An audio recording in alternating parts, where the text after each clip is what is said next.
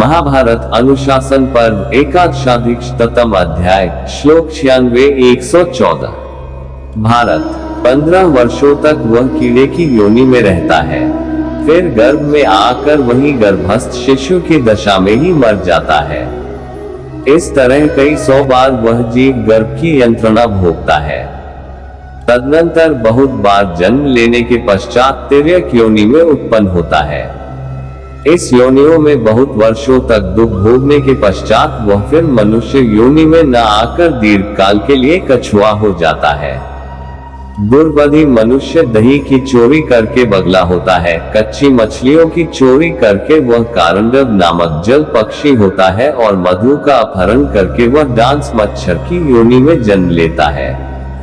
फल, मूल अथवा पुए की चोरी करने पर मनुष्य को चींटी की योनि में जन्म लेना पड़ता है। निष्पाप मटर या उड़द की चोरी करने वाला हरगोलक नामक कीड़ा होता है। खीर की चोरी करने वाला तीतर की योनि में जन्म लेता है।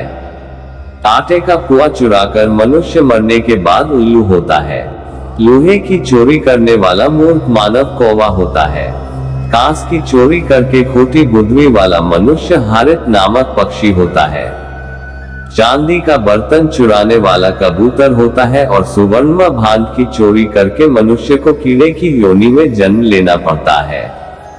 ऊनी वस्त्र चुराने वाला क्रिकल गिरगिट की योनि में जन्म लेता है। कौशेय रेशमी वस्त्र की चोरी करने पर मनुष्य बत्तख होता है।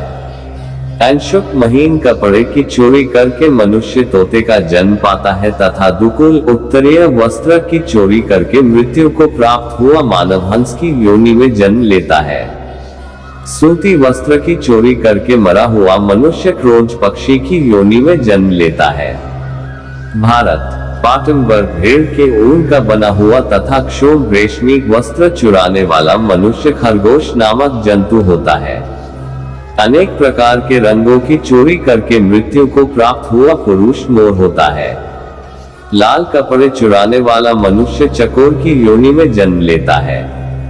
राजन, जो मनुष्य लोभ के वशीभूत होकर वर्णिक अनुलेपन आदि तथा चंदन की चोरी करता है, वह छछूंदर होता है।